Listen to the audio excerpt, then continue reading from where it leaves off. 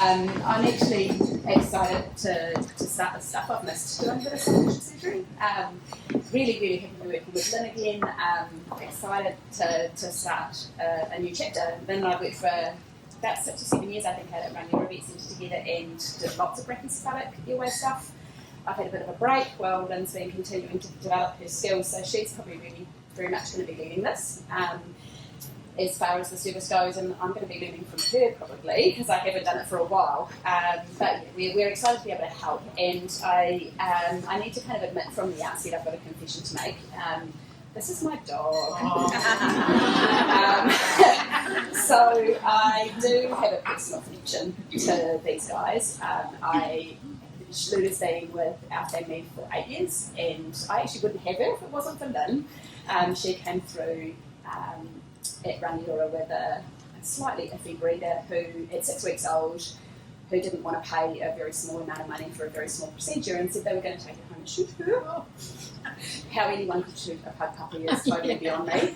But I really have developed a special place in my heart for these guys, I think. She's the quirkiest, funniest, most gentle little thing. But it's also given me a bit of an insight into how much they suffer. And I think that although the answer to that in the long term is for us to breed them better, right? Like, that's a lofty goal, and at least in the short term, is us on the ground right now at the coalface, we can make the individual dogs have their best quality of life. I'd love to solve the problem for everybody.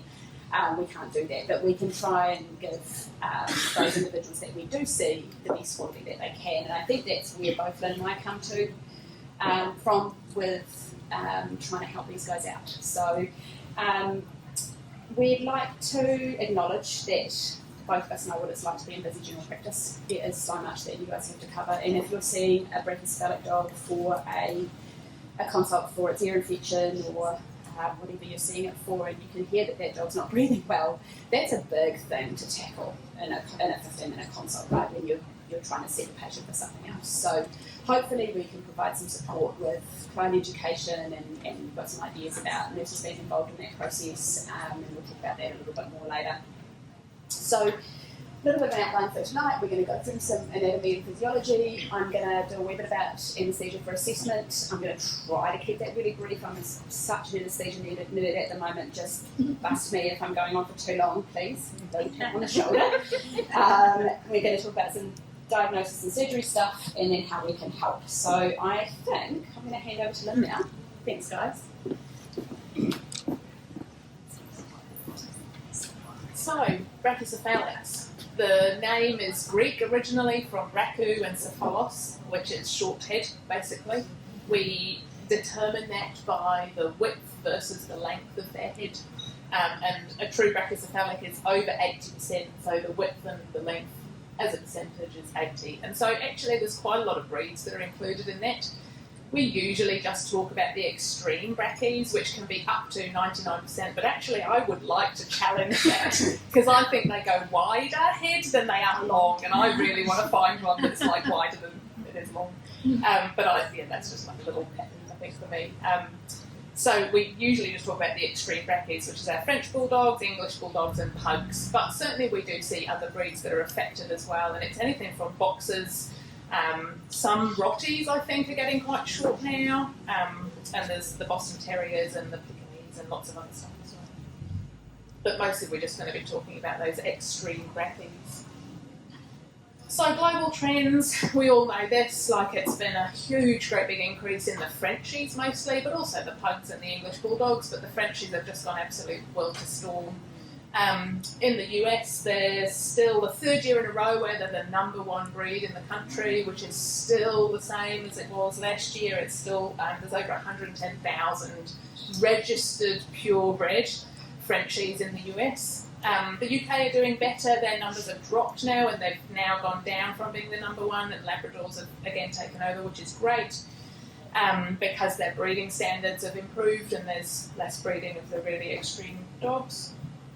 In New Zealand, we don't actually have registered numbers, but it's believed to be really, really high and still rising. I don't think we've seen the peak yet. I think it's still coming, and especially with these new extra special ones with the different colours and the different coats and stuff that are coming. I think we're going to see more and more still coming through the system, so this is why we need to be onto it and keep on top of it. The Netherlands at the moment are still doing the best as across the world for these short-faced dogs, because they've banned breeding for anything that has a shorter snout than a third of the head length. If we just go back with the top pictures, if the A to B and the B to C is not 1/3 or more, then they cannot breed at all. It's completely banned.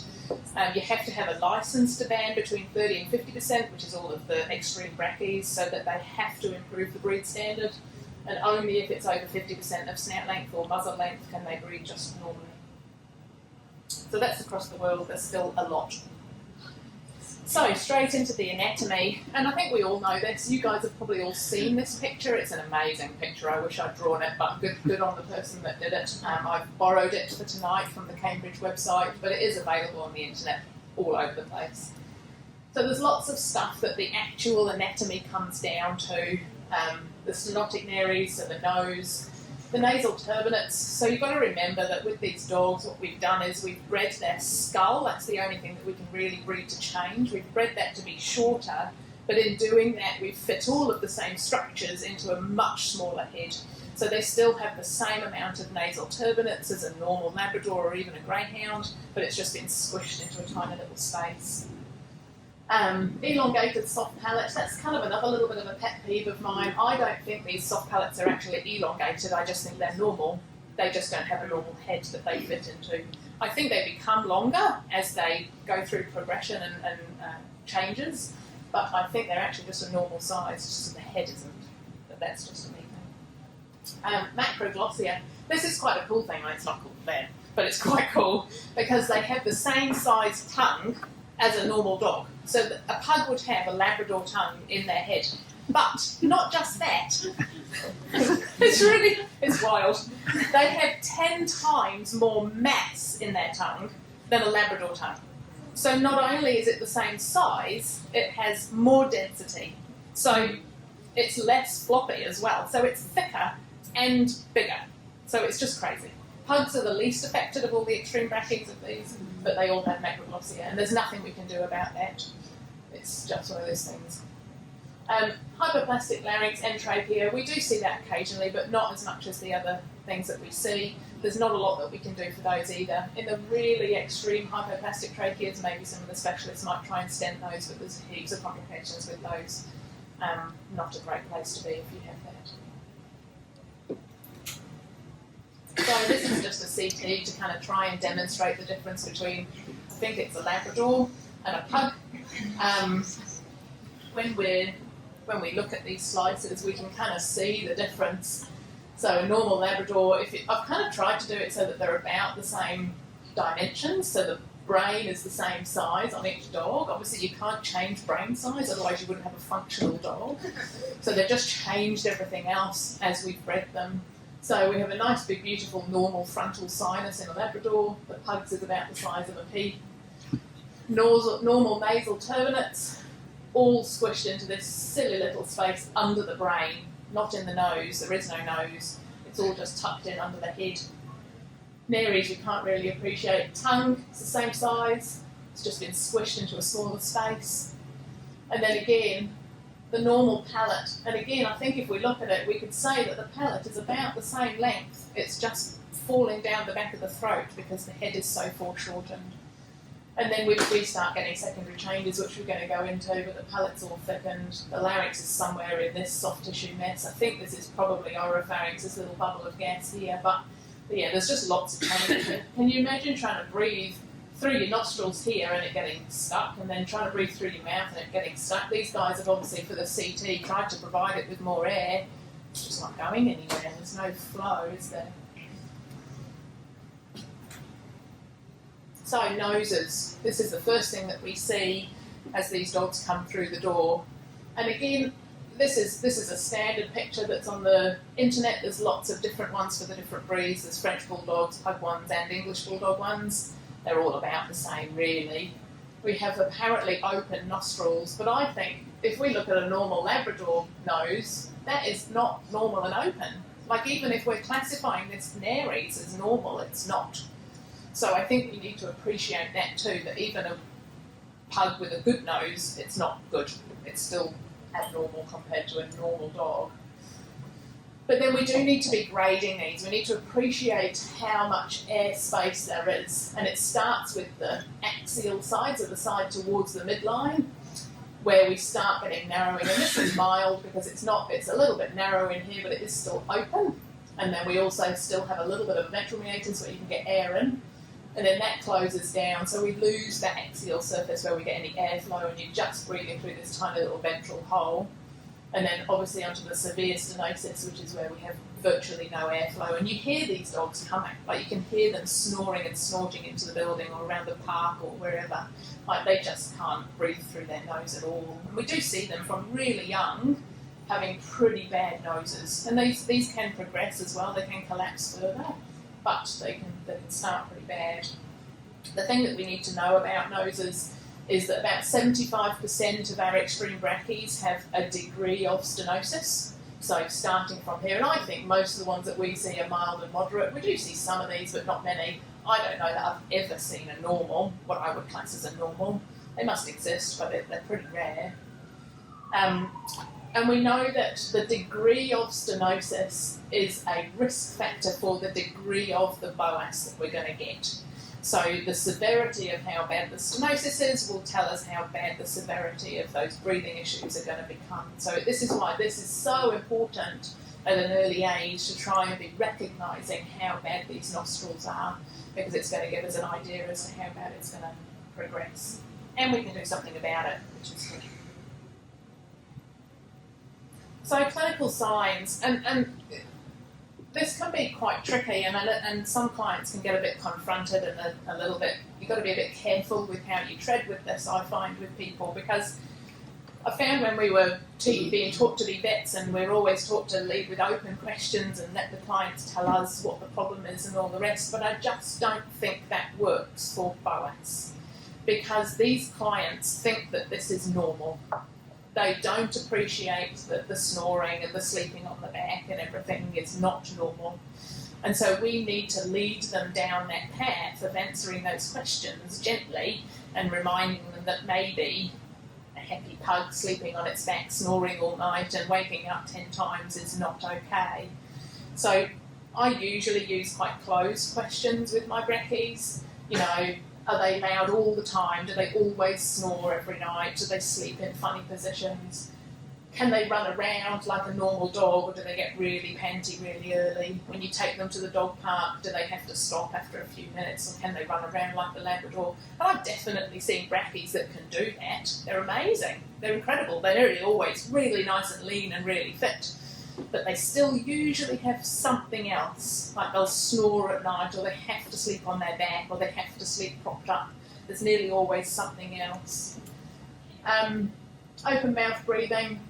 This we can often test in our consult room as well. Like I will often have the dog in and just let it wander around and see if it can relax and stop breathing through its mouth. They nearly always come in panting, but there's some of them can relax and just breathe through their nose, but that's an important thing for us to recognise. A lot of these dogs have upset tummies and are a bit regurgy, a bit burpy, so that's worth asking about. Are they normally a bit burpy? Have they eaten their food? Those kind of questions as well. And then the sleep, I've been into that a little bit. A lot of these dogs do sleep in really what people call funny positions. Oh yeah, he always sleeps on his back, or he likes to prop up on the cushion. Yeah, that's because he can't breathe. I want to introduce, this isn't Henry, but I've got a story about Henry, who is a pug that I've seen recently. He is a 1-year-old pug. He's a body condition 4 of 9. He's beautiful. He runs around the dog park like a crazy pug. He's amazing. And this summer, the owners noticed that he had just started snoring a little bit, but not very often, just occasionally, because he sleeps in their bed, obviously. And on the really, really hot days, he didn't want to go outside. He just wanted to chill in front of the heat pump, and they were like, we know he's a pug, but we think he's pretty good. So they just monitored it and watched it, and we'll come back to Henry, because he's a story, because he's cool, he's Henry. But yeah, we'll come back to him. I'll talk about him as we go through. There are risk factors with our clinical signs, obesity being one of the main ones. We need to make sure that these people know that these dogs need to be lean. As I said with the tongue, the macroglossia, they also have a higher fat content in their tongue, which also contributes to the lack of being able to breathe. And they're just carrying the weight. We know that weight is difficult on all of your body systems, but it definitely makes it harder to breathe all over.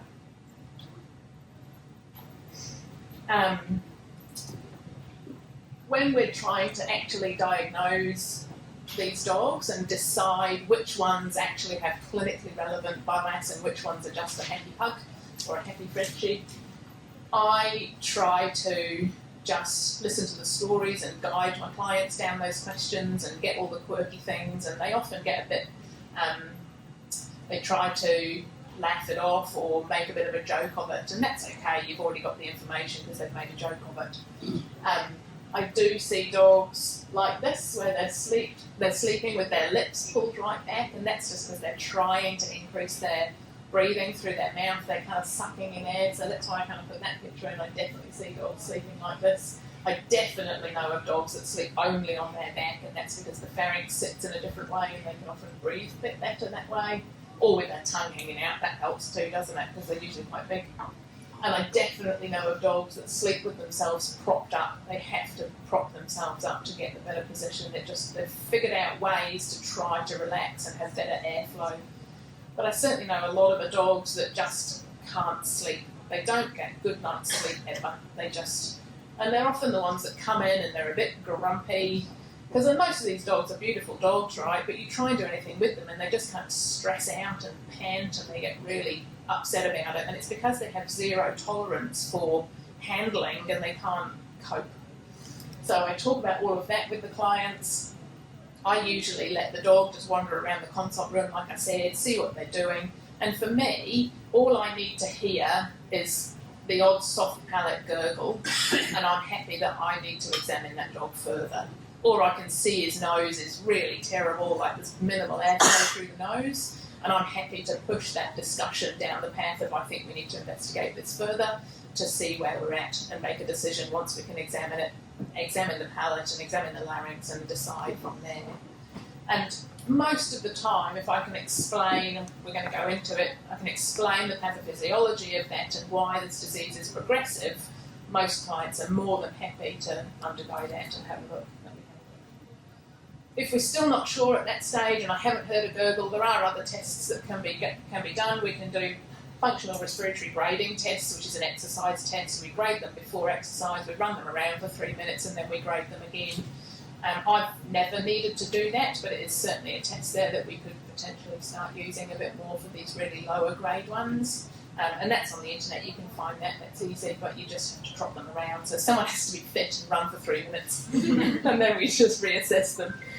And there's also tests where you can put the whole dog into like a little oxygen chamber and they can measure the airflow, but I don't think there's any in New Zealand, there's certainly none in the South Island, so I'm not going to go into that. Bex is going to talk about the pathophys. Yeah. Thanks, Lynne.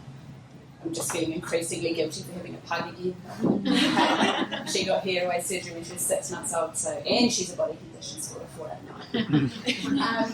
So a little bit of pathophys, I know that this can be kind of tedious, so we'll try to keep it relevant. And I think that this, when I learned about this concept, this was a really big wake-up call for me. So when I was working in the UK and I went, brackies were becoming more and more of a thing, and I went to a lecture about it, and this was just a big penny drop for me. The big thing, I think one of the things both of us really want to have everybody take home from tonight is that this is a progressive disease. So we see these guys when they're young and they're not that bad. They might just have that little gurgle or they snore a little bit, or when they run they're a bit more noisy.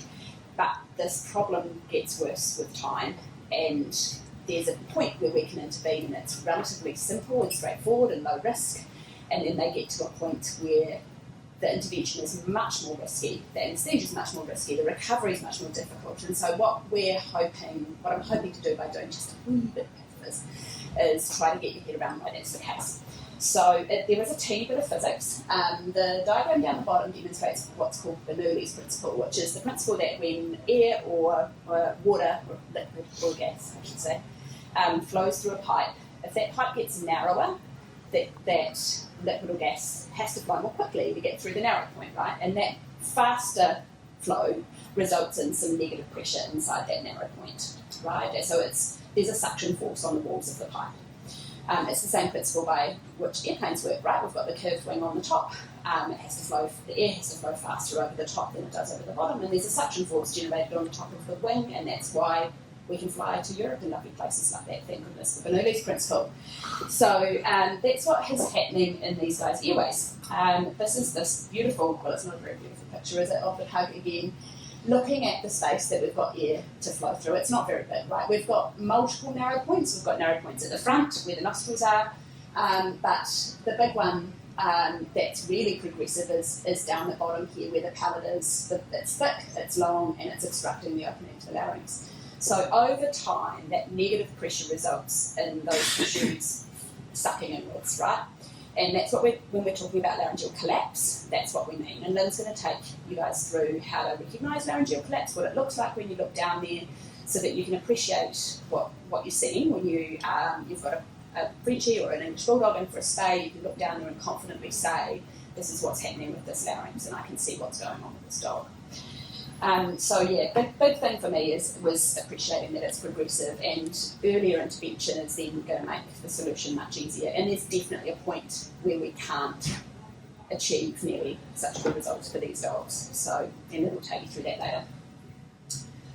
Some other bits of pathos. This is a really sort of, when Lynne put this in, I was like, is that really real? I'm so sorry that exists. There's some other really nasty things that can happen in these guys, and this is, I guess, the non-cardiogenic pulmonary edema is scary. This is these guys that come in as acute presentations in the heat, and they've been pulling for air for hours, right? They've probably been pulling for air their whole lives, and then they go do something fun. Maybe there's a kid's birthday party, and they run around with the kids, just being dogs. And that negative pressure that's transferred all the way down to their lungs results in horrible pathophysiology in the alveoli, and we get a horrible pulmonary edema. That's really hard to treat, right? We don't want these guys to get that way.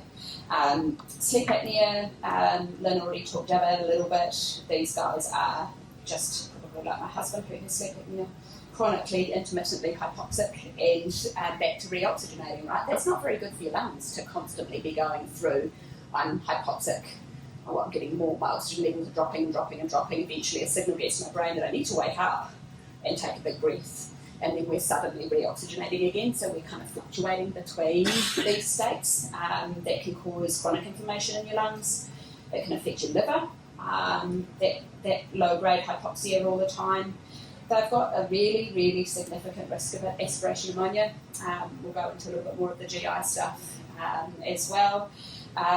In the next slide. So it's not just about the airways for these guys. The GI stuff is also quite confronting. This is definitely something that I've experienced in my own dog, and I wasn't aware of it before I owned one. This is a really lovely paper that's open access, which looks at probably more of the non-surgical, non-airway consequences of having a terrible upper airway. So it's worth having a wee look through. And their conclusions from looking at a lot of different papers was that the prevalence of GI disease in these guys that present for respiratory signs is 97%. That's a lot of dogs. They've got nasty tummies as well. The big thing that we think is happening is that negative pressure that they've got inside their pharynxes is literally pulling stomach acid up. So as we've got that kind of suction force in the back of the oropharynx, it's placing negative pressure all the way down the esophagus. Often they've naturally got quite floppy lower esophageal sphincters, and so the acid's just pulling up, which is a horrible thought. Those of us who have grown small people in our tummies probably know that acid reflux is quite painful, right? It's not nice. And it definitely affects sleep. I know with my own dog that, and again, she's got a good airway, but if I don't keep her on a omeprazole, she doesn't sleep well. She does this thing where she tries to sit with her front end up. She's got this kind of complex arrangement of cushions on the sofa that she'll try and figure out so that she can sleep head up. And she doesn't sleep well. She fidgets and kind of tries to get comfy. Whereas, and I do just keep her on omeprazole all the time, she sleeps like a log and I have to shake her to wake her up, right? And so it's worth asking your clients those questions about how their dogs sleep. Tired, happy dogs should sleep peacefully, just like tired, happy humans. So there's so much complexity to this problem. Some of these guys, particularly the brachycephalic hernias, if they have esophagitis, they can get pharyngitis, they can have trouble eating. My dog doesn't suffer from that. And as we already mentioned, lower esophageal sphincter can often be very loose. It's interesting that we often see when these guys get their airway sorted, they get these GI issues. So they haven't got that negative pressure pulling up anymore. We also know sort of vice versa, that if we get them on some antacids, sometimes the airway feels a little bit better too. I wouldn't still hesitate to say it needs correcting, but not, having stomach acid hitting the back of your throat all the time, it's not very good for having a nice, calm, settled airway. So definitely something that's worth bearing in mind. So we're going to do the anaesthesia bit at the moment. I'm going to note the time so I don't go on for too long. So I want you guys to be able to safely anaesthetise these guys, to be able to have a look at their airways, and I know they can be quite scary to anaesthetise, right? They're frightening. So just running through a few basics. I'm probably not thinking here about the 8-year-old bulldog that hasn't been able to breathe its whole life and is coming in blue. That's not the guys that we're talking about. That's 2 hours just on that. This is more about these guys that are maybe the younger, the middle-aged dogs. They're breathing, they're not going blue, but we do need to take some special precautions in the way that we approach them. So overall concepts: minimising stress, keeping a patient airway all the way through, but also being prepared for an upper respiratory tract obstruction. We're going to try and keep it open, but we can't guarantee that it's going to stay open. Trying to avoid vomiting or regurgitation, because aspiration is really common, and trying to support oxygen delivery right through. So we're not talking about oxygen delivery doesn't mean just putting the oxygen in front of their nose. It means the oxygen's getting from in front of their nose all the way through their tissues. So there's a wee bit to that. So minimising stress. This is Lola and my son Leo at the beach, and I kind of put this picture in because I feel like this is where brackies are normally, right? She's got hip dysplasia, so she only walks for half an hour at the beach, and then she really wants to be picked up and cuddled, and she's wrapped in someone's arms or wrapped in someone's hoodies. This is most of these breeds' happy place. They're very connected to their families, and as we all know, they get very stressed when they're away from them. So considering meds at home, there's all sorts of different options out there. We use a lot of trazodone. I love trazodone. I don't know how we would live without it. Dose rates 5 to 10 mg per kg. We're even pushing them up to 12. There's a paper that looked at 12 mg per kg. So having those on board an hour and a half before owners bring them in, I definitely think it helps. And there's definitely plenty of other options that I know people are using. I probably wouldn't be giving these guys ACP at home, in all honesty. I know there's that clinician's breath chill protocol. I'm not particularly keen on massive doses of ACP and then coming in and having a sedation. That's tricky.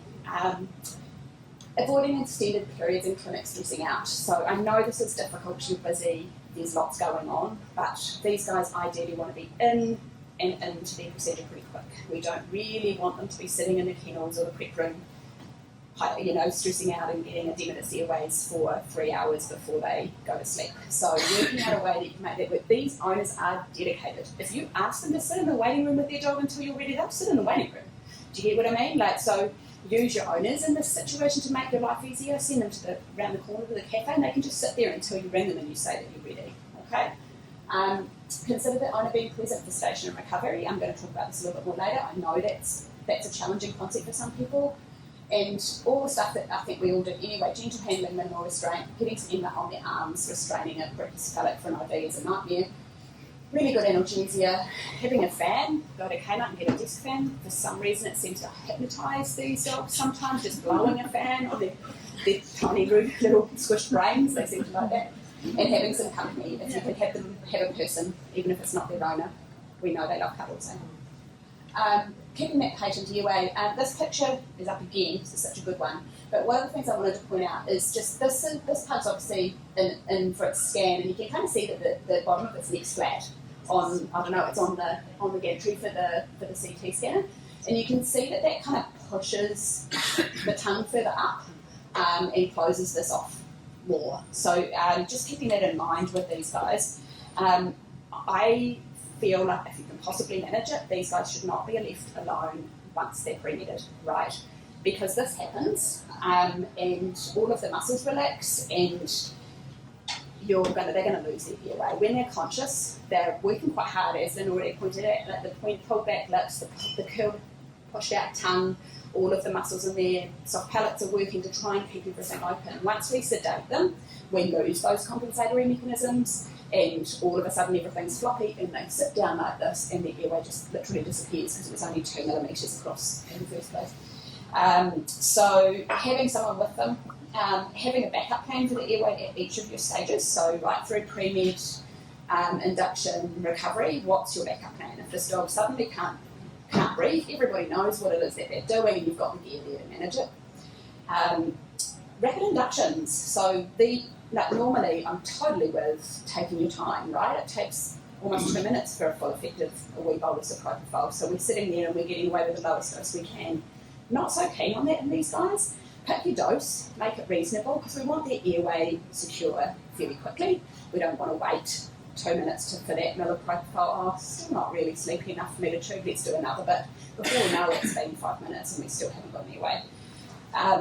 And having an emergency intubation kit available with the patient for all of those stages, and I'll show you what we put in there. It's really simple. Supporting oxygenation. This is one time where you want to make sure you've got oxygen source available. You've suddenly got this pug that's blue. After it's pre-med, you don't want to be sort of racing into theatre and see if you can borrow the anaesthetic machine off the person who's doing a bitch space so you can get some oxygen, right? Something needs to be there. You need to know where it is. Pre-oxygenate. I'm not going to go into the details of this. It's actually really cool if anyone wants to have a conversation about functional residual capacity later over a wine. I'm up for it. But the basic way to think about it is that if you're pre-oxygenating your patient, you're creating a bank of oxygen in this patient's lungs. When a patient breathes, it doesn't fill its whole lungs, right? There's so much that's sitting there, that's their functional residual capacity. If we pre-oxygenate them, we're making that extra volume, 80% oxygen, when normally it's only 20. So we're kind of giving the patient a reserve to run on while we get that airway secure. So we can take our time in getting the tube in. We're not panicking while they're going blue. Have a backup plan for providing oxygen if that airway gets really hard. I'll talk about one of the options for that in a minute. Avoiding respiratory depression, I think that's tricky. Trying to be aware of that, probably mainly in pre-med, big, massive stonking doses of opiate agonists, maybe not. Once you've got the airway, not quite so worried about that. And monitoring SpO2, it's not my favourite thing to monitor in anaesthetised patients. It's pretty useless, but in a patient who's breathing room air, so during pre-med and recovery, it's really, really useful. It'll tell you if that patient's not breathing well. Okay, so having a little handheld one. These ones are cheap. We've got one of these at work, that little EDAN. I think it was about $300 or $400. It's really reliable. So separate from our big monitor, we've just got that to use in patients in recovery. I'll whip through that. And minimising regurgitation. This is a CT of a patient with aspiration pneumonia, which is not a very pretty picture, is it? Thinking about a small meal. So again, these owners are super keen. What we are starting to understand about vomiting and regurgitation around anaesthesia is actually fasting probably makes it worse. So 3 to 4 hours is the ideal time. Just a little bit, right? It's a tablespoon of food. They're going to be happy to eat it. So if you've got a super keen owner that's willing to get up at 3 o'clock in the morning to give their Frenchie, I'm sure they will, a wee snack, a midnight snack. Metoclopramide and omeprazole, either at home or in clinic. Omeprazole, great, it's going to increase your pH. You probably need to start it a few days before. It's not really that effective for the first 48 hours. It's not going to stop them regurgitating, right? It's still going to come up, but it's not going to be quite so acidic, so it's not going to burn. And if they happen to aspirate it, lungs prefer, I guess, a pH of 7 or 8 to 1 of 4 if they've got to breathe something down. Metoclopramide, I quite like. We use it a lot at AOC in patients. I'll often use it in a patient that we're turning a lot during surgery because quite often we reposition them to get to the other side of their leg and they're regurging. I do think that the higher doses of metoclopramide, we give it to them once we've got them asleep. So giving 1 mg per kg IV. I do think it reduces it. I wouldn't be able to give you numbers, it's anecdotal, but I think they're getting less regurg. So that's contracting that lower esophageal sphincter down to try and physically stop them from regurging. And avoiding stimulating the gag reflex, because if they gag, they could bring stuff up. So A bolus of IV lidocaine can help with that, so that's IV, not on the larynx. 1 mg per kg, don't do that in cats, can really prevent that from happening. And then also making sure they're deep enough. Again, there's that temptation. We don't normally want our patients too deep with induction, but with these guys, we don't want to go starting to touch around the base of their tongue and their pharynx and their palate until we know they're deep enough that we're not going to stimulate that gag and they're going to regurgitate and aspirate because we haven't got their airway yet. Avoiding immunogenic drugs, probably there's no one using morphine anymore, but or xylazine, but trying not to give them things that are going to make them feel sick. Oh. And this is just a few of the things that I think it's helpful to have around the clinic when you're dealing with these guys that you can put your hand on it, you know where they are. Oxygen is obviously an important one. I haven't put a picture of that because it's kind of a given. IV access is absolutely a given. They need to be sedate enough that you can get that in without stressing them out, but not so sedate that they are losing their airway. So we all know that's a fine balance, and it's going to be different for every dog, right? Suction, if you've got a little portable suction machine, having it, you know where it is and you know where the hoses are, so you can suction if they regurge. Having a headlight, doesn't have to be a fancy one, just a warehouse headlight. The light bulb on a laryngoscope is quite a small, wee focal area, and often the bulb's half flat or it's not going at all because someone hasn't changed it, right? So having a headlight makes a massive difference to being able to see what you're doing and identify the structures you need to look at. Atropine, I wouldn't suggest pre-meeting it. We know it makes esophageal sphincters even more floppy, but it's good to have it nearby and know what your dose is for these guys. They're very prone to, they've got high vagal tone anyway, so they'll quite often do bradycardia for us, and you're going touching their airways, and that can quite a bit. So that can sometimes stimulate a vasovagal response. So having that nearby and knowing what your dose is. This is what I quite like to have as a sort of a poor man's way of providing oxygen to a tiny airway. It's one of those, just those nasty, stiff buster dog urinary catheters, like an 8 French one. I always feel awful about putting them all swilly because they're so stiff. And then an ET tube adapter. Don't quote me, I think it's probably a 3.5 or a 4 will fit perfectly into the hub on the urinary catheter, and then you can just connect that to your anaesthetic machine and you've got a really tiny thing that you can feed into airway to provide oxygen without having to get a tube in. So that's a nice easy thing to have around. And lastly, hopefully you never have to do it, but and it sounds scary, like all of you guys do way harder surgeries than a tracheostomy practice all the time. That big fat bitch say that's a really hard procedure. Like I would never underestimate one. If you can do that, you can do a tracheostomy with your eyes closed. This is a really nice resource down here. This is a clinician's brief article on how to place a temporary trachea tube. There's lots and lots of pictures. If you don't have the tubes in clinic, you can make one with an ET tube and just cut the end off and shove the bung in, the adapter in. But just, be aware, get your team to have a read about it, make sure that people aren't freaking out too much because it's not, no surgery is helped by being really stressed, is it? Particularly when a patient can't breathe. And lastly, recovery. Again, we want a rapid bit of smooth recovery, so reversible short-acting drugs. I don't have a problem giving these guys alpha-2s, I think that's fine, just be careful with your doses, so we can reverse those.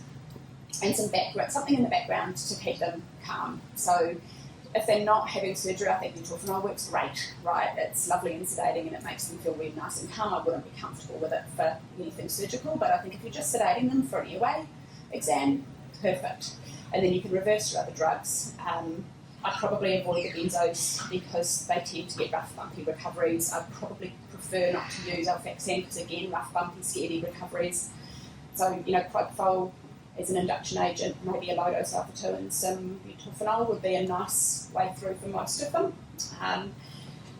Consider in recovery that neck, right? If we're recovering them in sternal and that sort of thing like that. Think about how you might be able to provide further oxygen if you're worried about them. Prongs, a mask, having an SPO towel on their lip as long as they'll tolerate it. Keep your IVs in as long as possible. I'd quite like to keep them in until the owner comes and then they can hold them while I get the IV taken out. Rather than a nurse having to do it, making sure your pain's controlled and having that emergency intubation kit ready. So that's really simple. It's literally just a nice big dose of induction agent, a laryngoscope, and a really big range of ET tubes, right down to a really tiny one that you think's way too small. that sits near the patient. Everyone knows where it is if the patient is having trouble breathing in recovery or even in pre-med. It's there, you can grab it, you can get them asleep, and you can get the airway secure, and nobody's panicking. Okay? Well, we can't panic a bit, but not as much as we would if we didn't have the kit. The last wee thing I'm going to talk about that's a little bit anaesthesia related is I actually really love, I think this is a really cool initiative. This is a photo from a friend of mine, Abby's clinic she works for BSS in Brisbane, and they're now doing owner-assisted recoveries in all of their brachysurgeries. They've got a brachycephalic unit there, and owners are there for recoveries with every single dog, unless they don't want to, right? And this is kind of based off a paper that was published a couple of years ago that studied owner-assisted recoveries and this early discharge. What they mean by that is just home the same day after surgical treatment in dogs with BOAS. So they had about 40 dogs. Half of those dogs went through the sort of standard, if you like, procedure for specialist hospital BOAS surgery, where they're dropped off by the owner, they're anaesthetised, they're recovered by nursing team, they've gone to ICU for the night and they've gone home the next day. And then the other half had the owner stay with them until they went to sleep, had the owner there when they woke up. These dogs didn't have minor surgery, they had Nerys, but they also, a lot of them had folded flat palatoplasties, which are quite full on, like they're not just a little trim of the palate. So they were all just grade 1 and 2 collapses though, they weren't these totally folded in larynxes. However, what they found is that 28% of the dogs who had the standard in hospital recovery with no owner had post-op complications, and 2% of the dogs that had their owner with them had post-op complications. I just think that's profound. Like, it's such a big difference, right? They also found that none of the dogs that recovered with the owners and were discharged the same day required veterinary assistance overnight. So they had some, owners could phone if they needed to, but none of them needed to come back in. No, there's only 20 dogs, right? I'm not saying that every single dog can go home the same day and they're not going to need night care and everything's hunky-dory, but certainly from a complications point of view, that's really a massive thing. And it's definitely something that we're wanting to offer at AOC for owners who are keen to be involved in the process. So we're lucky that we're a small enough space that's not crazy busy with lots of things going on, that I think we can do that pretty well. So yeah, hopefully that's going to make some nicer recovery. It's been my first experience with it, but it sounds like a lovely idea. Cool. So I think I'm handing over to Lynne now to take you through what you're going to look for once you've got these guys asleep. Thanks.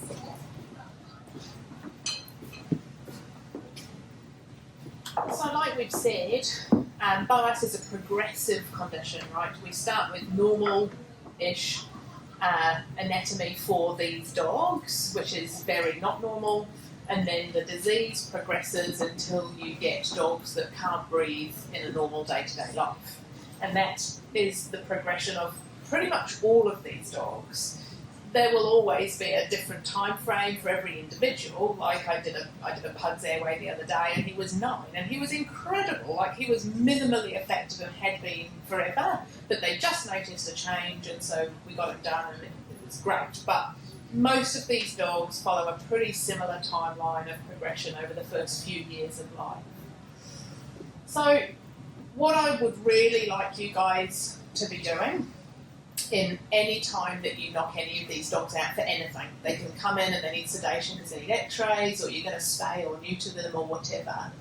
And even if you're not planning on doing any airway surgery, I'd really like you guys to be assessing their larynx. It's super important because this is where the changes start.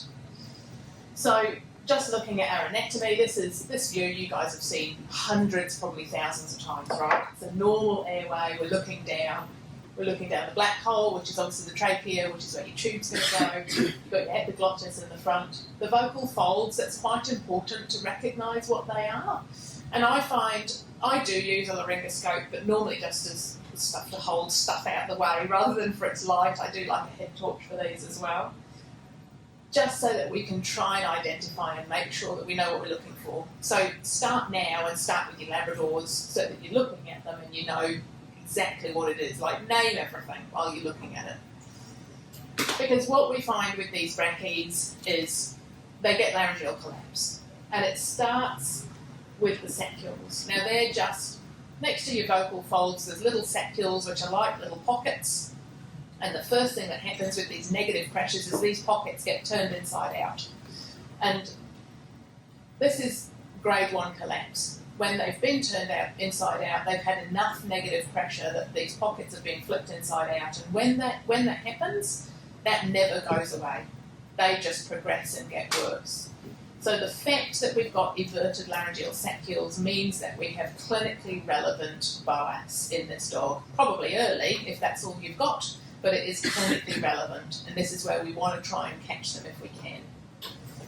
I think this is a diagram that, again, I've stolen from Cambridge. I don't see many that are this minimally affected, even in the really young dogs. This is a photo that I've taken a few years ago. I think this is what most laryngeal saccules look like. You look down there, and most of the time, and especially with these brackies, you're like, I really want to get this tube in, I want to just make sure this airway is nice and safe. You're cracking on, you've probably got 10 other procedures that you need to do. So you just slam the tube down, and you don't really appreciate what you're looking at, because you can see the airway, tube's in, great, job done. But these everted saccules, they get fatter and bigger and more edematous. And I think they often look like this most of the time when I'm intubating these dogs. So taking that just a couple of seconds pause to identify those saccules as being big and fat and edematous is really important. Because from there, that's a grade 1 laryngeal collapse, that's clinically relevant disease. From there, we start losing the structure of the cartilages, and we start getting collapse. So the cuneiform processes start to collapse first because they're the biggest bits, and they start folding in. This is always progressive, and it can never go the other way. We can't make it go backwards. We can only stop it from going further forward. So the earlier we catch it, the better, right? So I think we see a lot of dogs in this grade 1, grade 2, even in the ones that are not necessarily showing us a lot of clinical signs, potentially. Some of them are, but a lot of them aren't too bad. Until we get down to the later grade 2s and the grade 3s, these guys have got complete collapse of their larynx, and these are the bulldogs that turn up and they're blue, they can't breathe very well. Or you hear them coming across the car park before they've even come in. They're only coming in for a vaccine, but that's what's going on inside. You know, they actually can't breathe. You put them in a hot room and they're just going to fall over. They can't cope. The only thing that we can really do for these guys is trach tube them. So if we can prevent a permanent trach tube by catching them down here, all the better for those dogs, right? So that's the larynx. I want you to look at that. You also need to assess the palate, because we can do stuff about that as well, right? This is where a lot of our progression comes from. This is where a lot of the problem starts, in the pharynx and around that area. This is Henry. This was his airway. This is a 1-year-old pug who was pretty minimally affected, but had snored a little bit and didn't like hot days.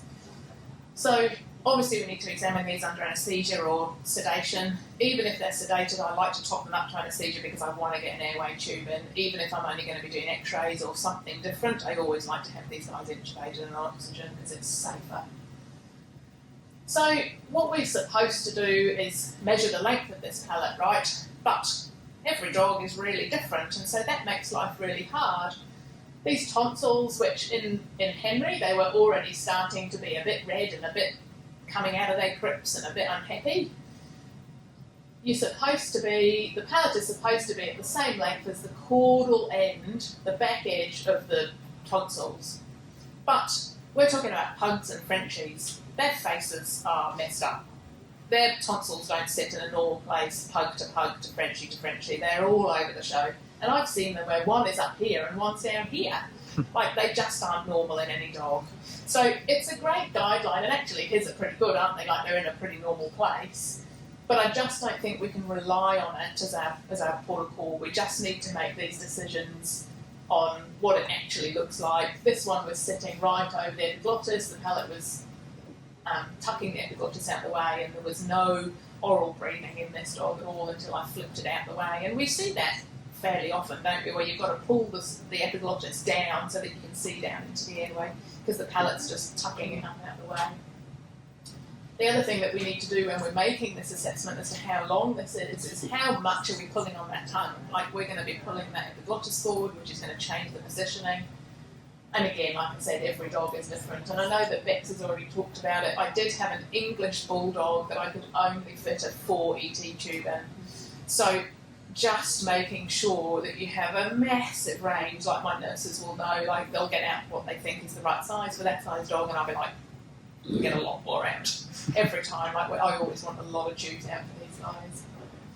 So this is kind of what we make our decision on. And I poke them as well a little bit, usually with the laryngoscope, and just kind of see what it feels like, how thick it kind of generally feels like, and I make the decision on that. And normally just go back to, okay, have I got laryngeal collapse? If I've got laryngeal collapse, I'm doing surgery. Like, I want to stop this progression right there. And it can be as minor as this for me to make the decision that I'm happy that I need to stop this progression because we've already got it started. I also normally, when I'm just getting it to this stage, I also do get a chest x-ray for these guys, just so that I can have a look at what's going on in that chest, assess that trachea, make sure that it's not a silly, tiny, tiny trachea, and that we haven't had a prior aspiration pneumonia or something like that I need to factor into my medications or how I'm going to manage the dog. So that's our palate and that's us assessing. So I thought that Henry's wasn't terrible, but he had averted sapules and it's obviously too long, so I did surgery on him, and he's come back to him, but he's doing great. So medical management of these dogs. We've decided that these dogs have clinically relevant BOAS. We know now that this is only going to progress and get worse and worse and worse for the next few years. And so things that we can do aside of surgery, I really love this chart. Have you seen this? The pug, this is specific for pugs, is a weight chart. I just think it's great. Big, fat, ugly pugs, barrels at this end, down to you're probably a little bit lean. I really like my pugs to be in all my brackies to be in the 4 to 5 weight range. Like, I like them to be quite lean, but I'm kind of I like lean dogs anyway, but I do think that they do better when they're a bit lean. And so the owners need to know that, right? They need to know that as we get up here, the risks are much higher for all of these things to be progressing faster. These guys need to know that they need to avoid the heat. And I'm always shocked when I'm at the beach on a hot day without my dog, that there's people there with dogs, but also with brackies. Like, I'm always shocked to see them there, like, your fault. Exercise management, there's lots of dogs out there that can do heaps of exercise, but we still need to be careful with it. Not only are they brackies, they've also got other stuff going on, like Lulu's got a hip dysplasia. There's also lots of other stuff happening in these dogs, right? But they do need their exercise managed. It needs to not just be a free-for-all for a lot of these dogs. And then the gastrointestinal management, which we've kind of touched on. There's lots of things available, and it is a per individual. A lot of them do like omeprazole. It's quite nice in their life. They generally do like it. There are some dogs that will just vomit on omeprazole, though, so there are other options for proton pump inhibitors. Metaclope is really good. Cisapride is better if we're going to use it orally to increase that lower esophageal sphincter tone. Caraphate, if we think they've actually got an esophagitis and some reflux, is also really nice for just calming all of that down. And some of these dogs do need lifelong oral medication, like Lulu needs she needs her omeprazole all the time. 74% of these dogs, after you've done their airway, will get better with their GI.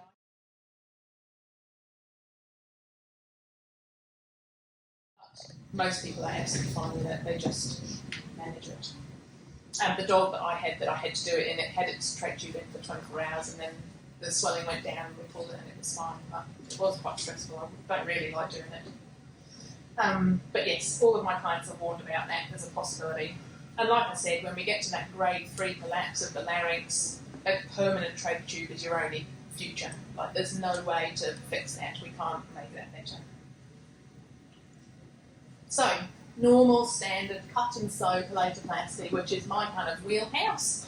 This is what I do mostly, and I've done quite a lot of these. I've kind of created my own little technique, which is probably really naughty. Beth probably wouldn't like that, but I've done a lot that I'm happy enough to say that I think I get really good outcomes from them.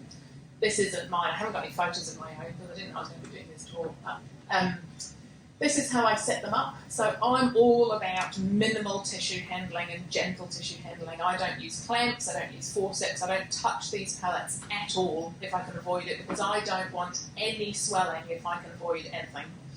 So I put stay sutures on, and I don't even hold the pallet to put the stay suture on, I just pass the needle through, and then these have just got little, this isn't mine either, but they've just normally got little forceps on to hold them so that they're not taut. This is quite tight. I just normally have them hanging so I can see my landmarks. And then when we're looking at our landmarks, again, we're using the tonsils as our guide, and we have to be really careful about that because every dog is different. So we just need to make sure that we take enough tissue. We have to be making sure that we're getting enough tissue out, that they're going to be able to have a big airway, because after this is healed, it's all going to relax and sag back down again. So we need to make sure that we've taken plenty. And so we normally just start at the edge where the tissue joins the oropharynx, and we take it off. I also try and debulk mine a little bit when I'm doing it, because I even find in these minimally affected ones they're a bit bulky, but I just do it as part of my standard cut and sew. So that's the soft palate. That's usually what we end up with. Ending up now, we aim for more the rostral end of the tonsils when we're removing these, which is not what's written in the books, but this is kind of what the specialists are doing. Folded flat palatoplasty, Beck's touched on this. I love this picture. This is a palate that's been taken out. It's like a meat patty, isn't it? You could cook that on the barbecue and it would actually be edible. Like it's a lot of food there. So when we do the folded flaps, what we're trying to do with those, these are the dogs that are really thick. They've probably got at least a grade 2 collapse. Their palate has been bouncing around in their pharynx, and it's got really thick and meaty.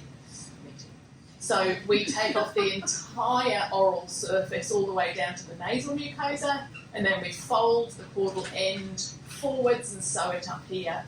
So we take all of the meat out as well, because this is a pug. I don't think it's the same one as the other CT, but you can just see how thick that is. And if we just cut that off to the right length, we're just not going to get enough tissue out. It's just going to be too thick, and you're going to end up with the same problem. So that's a folded flap. These are hard. And the complication rate is more than a third of major complications. So wound breakdown, if your sutures fall apart, this soft end ends up back in your throat and you need emergency intervention. A lot of them, because you've taken out all of the tissue, end up with a full thickness hole in their palate, which needs intervention. So again, if we can catch these dogs when they're a grade 1 collapse and not end up in this situation, all the better for all of us, including our stress levels cutting these ones, because they're not very pleasant. I found another one. This is when we did her surgery when she was a baby. She's so cute, wasn't she? Glad we took her off that. I also had to put this picture up, because how cool is this? These guys did a study. They made French Bulldogs silicone noses. How cool is that? They 3D printed silicone noses, and then they cut them all up and put them through the CT so that they could prove that one procedure was better than the other. That's pretty cool, isn't it? So they assessed 3 different types of nasal surgery. They did vertical and modified horizontal pieces, and they also did alar vestibuloplasty, which is where you take out the alar fold inside the nose, as well as a traders, which is where you take off the whole outside of the nose. And they proved that the alar vestibuloplasty was far superior to any of these wedges and punch biopsies and everything that everyone else has been doing. I've been doing punch biopsies for years, and generally okay with it, but knowing that there was better. And so we're moving all towards the alar vestibuloplasty, because we know that it creates more airflow within the nose. Like I even found when I was doing the wedges, where you just take a big piece out of the front, you can see the alar fold inside, and you're like, I want to get rid of that bit too. But it's quite scary because it bleeds a lot. So yeah, there's a work on, but we're going to be doing that at AO. And again, each patient is going to be different. You're going to make these decisions. And I do have some clients that are really funny about what their dog is going to look like. When you've done their nose, they really like this cute little squishy nose. We've got images of dogs that have had full traders, which is where you take off the whole folds, and they look great once they've healed. They look fine. Septules, there's evidence now to show that these don't regress. Like I said, it's phase 1, it's laryngeal collapse of grade 1. These never go back the other way. And I didn't want to believe that when I started doing Boas surgery, because I find this, although it's a simple part of the procedure, I find it really challenging. It's a really long way down. You often have to extubate, or the ET tube is in the way. It's quite hard and fiddly to get to. So I always and still will do my Boas surgery, and then I'll spay and neuter them about a month later is my usual plan for dogs that haven't been done, so that I can reassess their airway, have a look at their palate, make sure everything's healed how I want them to be. And so when I started doing airways, I used to leave these just because I didn't want to do them. And I was like, oh, they'll go away. Once I've done the palate, they'll be fine. And they never went away. And I always had to remove them when I spayed them. So now I just do it all at the same time. There is evidence that if you do this, there is a higher risk of complications, but it significantly closes down your airway, right? So if you can remove these septules and get back to this, you've definitely got more airflow through there. The risk is that the anatomy that you need to know about is behind the big bulgy bit. So you've got to get hold of this and not touch the vocal cords, because if you touch those, you're going to get scarring across and you get laryngeal webbing. And I've seen dogs where they've had this done and they've got scarring and they have a funny voice and all sorts of things can happen. So we do need to be really careful with our anatomy when we're doing this, and it's a long way down a deep dark hole. So just make sure if you're going to be doing this yourself, I just recommend super careful anatomy knowledge, knowing about gentle tissue handling, and having really good quality instruments, really nice, sharp, fine scissors to do this. And again, this is how you do it. It's really simple, supposedly. You just get hold of it and you cut it off. And they don't really bleed that much. Sometimes I'll put, because I take the ET tube out, do it, and then re-intubate, because it only takes a few seconds. I normally would just re-intubate normally, but sometimes if one of these is bleeding, I'll put the ET tube in the larynx and just inflate it mildly just there, just to put a little bit of local pressure on. Complications. I just wanted to let these 3 facts percolate around your brains for a little bit, because I find these numbers quite incredible.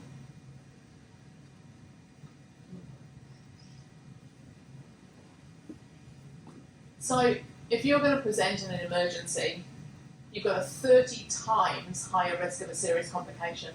So that means that you're going to end up with a trach tube, basically. So the dogs that present, they're nearly always English bulldogs, aren't they? But they are some Frenchies sometimes. They present purple and collapsed in heat stroke or whatever. They nearly always buy themselves a trach tube. 30 times higher risk than if we just do it because we're doing it elective. For every year that we don't intervene, if you've started showing mild Boas changes, you've got a bit of a gurgle, you've got a slight exercise intolerance, so once those signs have started, you have a 30% increasing odds of needing a trach tube post-op for every year you're older.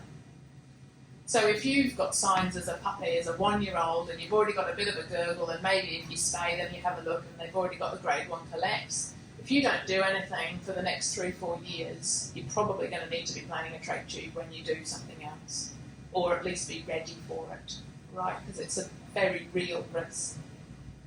And the other one that I really liked was a 79% decreased risk of any GA-related complication if you have to do a GA later, if you've done their surgery. So this is why I spayed them a month later, A, because it's safer, but also I like to look at what I've done. But we know that their risk of having a complication, and that includes regurgitation, is 79% lower.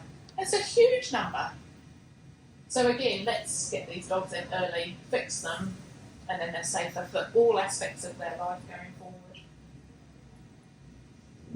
This is a folded flat palatoplasty that had a full thickness defect. I think it's also got another defect down here because it just looks a bit funny. This would need to be sutured, you need to debride this and reclose it. But it doesn't look like the tissue's very healthy. Like, yes, it's nice and pink, but it doesn't look very structural, does it? I can imagine that this might be quite tricky to get it to be nice at the end. So that's a folded flap that's gone wrong. And yeah, over a third of these dogs will have a severe complication. Laryngeal webbing we've touched on, and then the regurgitation risk. So dogs that have had GI signs before you GA them for anything, Frenchies being the highest risk for gastrointestinal signs. A lot of those dogs have got a higher risk for GI-related complications as well, so aspiration. And so trying to minimise those earlier is better. And this is where the metaclopin and the omeprazole and stuff comes in. And then Bex is going to go through the hand language. Yeah, no, thank you. Thanks, Lynne. So, and just coming back to what I said at the beginning about trying to make your guys' lives a tiny bit easier, we have put together a handout that we'll give you a few copies of today. If people are keen, we'll get a whole bunch more printed. The idea of this, it's not explaining to owners what surgery is about, but the idea is that it prompts them that maybe their dog could breathe better and there's something we can do about it, right? So it's designed for, it's got my doggy on the front. She can run, apart from her hips. She can run with her mouth closed. How's that? And so I honestly think that we can give these guys that. They can run with their mouth closed. So the idea is that you guys can freely give these to any clients that you see for a vaccination appointment, or you've seen them for a spay, or you can say, hey, we noticed this about your dog, here's some information about it, right? We made it up reasonably quickly, maybe we can improve it if there's anything else that you guys would like owners to know in there, then feel free to let us know. We've just printed a few to start with. And I think nurses have a really big role to play here. There's heaps of nurses here. I love that we get plenty coming to these talks because I think that, as usual, they are usually our most passionate patient advocates, right? And this is something that we can use them for, like maybe they're doing the discharge from their spay where you notice those immune laryngeal laryngeal or you've seen a puppy for a vaccination and you want someone to have a wee talk to the owner about it, but you've got to go on to your next appointment. I think nurses can lead this really effectively.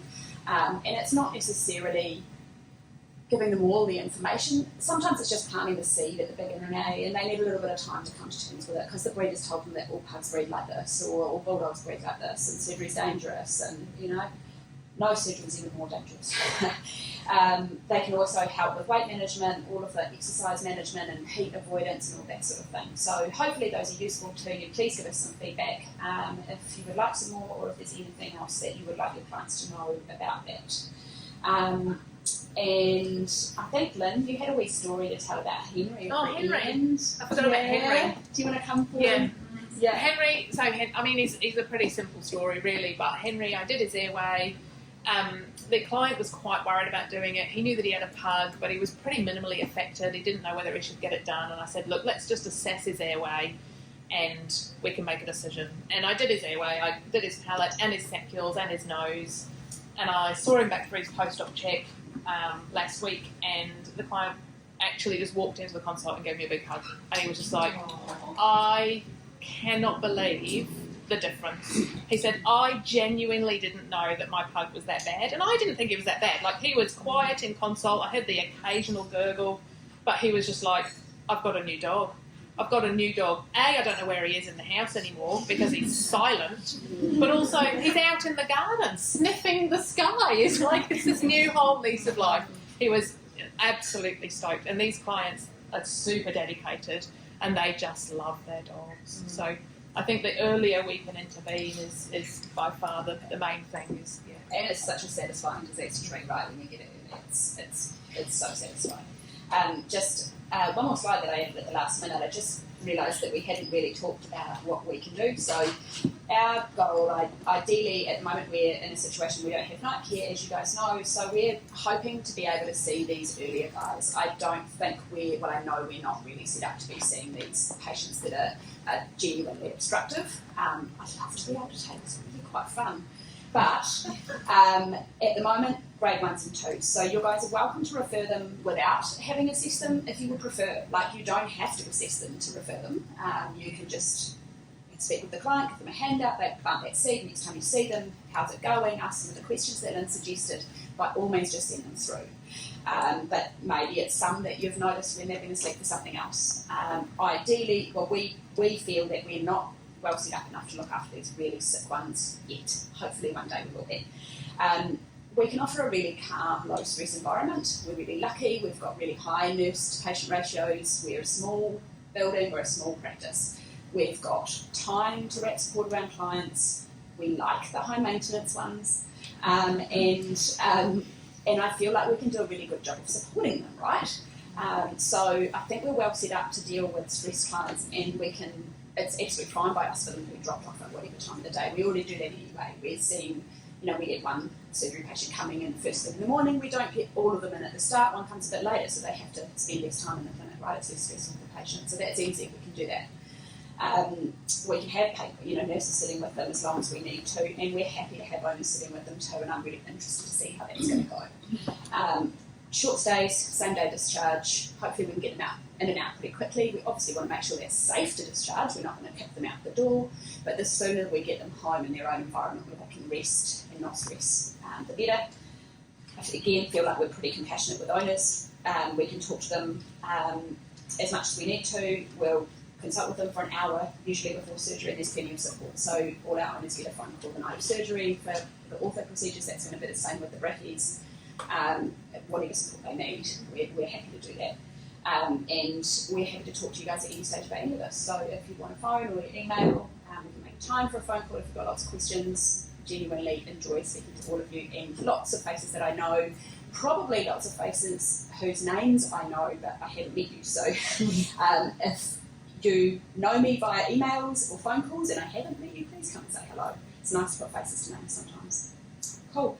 And Brent, did you want to talk about pricing or anything? Or I think we decided on questions? 3,900 for the brachy surgeries if it's routine. Yeah, and so 3,900 is so we like with our ortho procedures, it's up front to the client, and that's all they're going to need. So that's their consult, all their surgery, all their home meds, phone calls, revisits, everything that they need. Obviously, if there's something goes unexpectedly, they need a night and after hours, they need a trachea tube, we're going to make sure they're informed of that risk. But hopefully, like with other things, hopefully you guys appreciate that kind of upfront for us, that and the clients we know definitely appreciate it. Cool. Questions? A couple of these out. Yeah, go for it. Hi. Hello. Oh, just quickly, what sort of age do you want to see these guys? That's a really good question. I'll be interested in what you think. I think about a year. Because I kind of want them to be growing. I think it But depends on earlier. depends on the dog, the breed, the size. Yeah. So I think about 9 months to a year, 9 months to a year. unless they're really bad. Yeah. There's evidence now that we can do a standard cut and sew palatoplasty and do a marginal one and then revise it later. We saw a couple of puppies when we were both working together out at Rangi that we had to do noses on when they were still with their mum.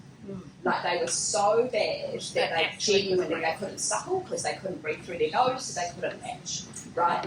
So if you've got a really bad one, it's so sad, eh? So if you've got one that's really bad, just call us for some advice. We're happy to see them younger. But I think about 9 months to a year, because it sounds like a sensible time. But there was a question in the back. Yeah, hi. Hi, I was just wondering how long it normally takes for swelling to occur if it's going to? Yeah, that's a really good question. I think it's usually the same day. We'll see them struggle within the first hour or two. Yeah. I don't think I've ever had anything beyond a couple of hours. No, and genuinely, usually those are the guys that are the really bad. They just haven't got any spare room, and they're already in late grade 2, early grade 3 collapse, and then they wake up and they panic, and so they breathe. The oxygen demand goes up. They breathe deeply, and their laryngeal cartilage just goes thunk, and we can't fix those, right? So I think with these younger ones, the cohort that we'd really like to be seeing, it's really rare for us to have those problems. And I've had this conversation with quite a few specialist colleagues, and mostly in Australia. Obviously it's not hotter there, they've just got the Frenchy craze going on. And they're all poor, I can't send them home the same day other than Abby. But I think they're different populations. like we're seeing this population of older dogs, 5, 6, 7, 8, who are really struggling, right? And they're presented to after hours because they genuinely can't breathe. Those are not our dogs at the moment. The younger ones that we want to try and get at the bottom of the cliff, they're so much less, their recoveries are so much smoother.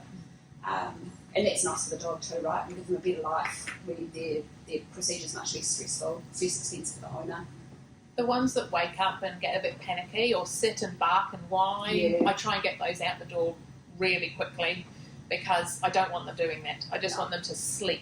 Yeah. And I think safely, obviously, but I just want them to relax. On their sides. Yeah. With their mouth open. And it's going to be really interesting to see how this owner thing goes. Yes. I'm really looking forward to that, like to see how differently they recover because they get so stressed, right? Yeah. Do you ice them? Do you ice them as they're recovering? Yeah. And, Yeah.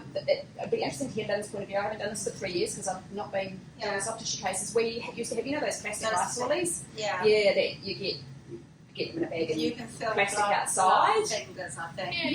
Yeah. So yes, there's some surgeons will use mannitol soap swabs. We're set up with decongestant sprays and things like that. So there's a few little tricks there to reduce swelling, and I think ice is probably a good idea. And what about Dex? Both of us have about the same approach on this, eh? I don't give Dex. No. I also don't give anti-inflammatories, non-steroidals until they're awake and extubated and safe, and then I make the decision. They have to prove to me that they don't need Dex. I don't use it routinely. Yeah. Some So- surgeons do. Yeah, lots of surgeons yeah. do. Both of us prefer to be able to discharge our patient on non-steroidals if we can. I'm not stubborn about that, but I'm stubborn about a lot of things, but I'm not If stubborn about Dex that. is used, can the non-steroidal be started sort of 24 hours? Well, I wouldn't, not with the 36 GI stuff. hours later? I think I'd just be sending them on paracetamol, and they're all going to be on paracetamol anyway. But I'd be too scared in a patient with, knowing probably presumed GI issues, right? And this is the thing, like we want them to have anti-inflams, right? Yeah. And that's why they really need to prove to me that they have to have Dex, otherwise they're going to get non-steroidals and they're going to get it for a few days. And that, again, that would be different with these severe ones. Yes. Those would get pre-operative steroids. Yeah, definitely. We need all of our tricks out of the box with those ones. Do you routinely use Serenia? I don't. Because I feel like I get enough out of the metoclopramide and I get the advantage of the lower esophageal sphincter tone increase. But I don't think it's a bad thing to do. If they're feeling sick, we use a lot of Serenia in our ortho patients. Just anybody who wakes up and doesn't feel like eating straight away or is turning their head away from food gets antiemetics. Very, very aware, going off on anesthesia again, of that whole post-operative nausea stuff. It's a really big thing in humans, which we're just not recognising in our patients at all. It's massive in humans. So many of these patients are waking up, our patients are waking up feeling sick and not actually vomiting. So I don't think there's anything wrong with it. Poison, they have all at once if you want. Yeah. Do you use Serenia routinely? I usually do. Do you? Yes, there you go. We've decided to. Yeah.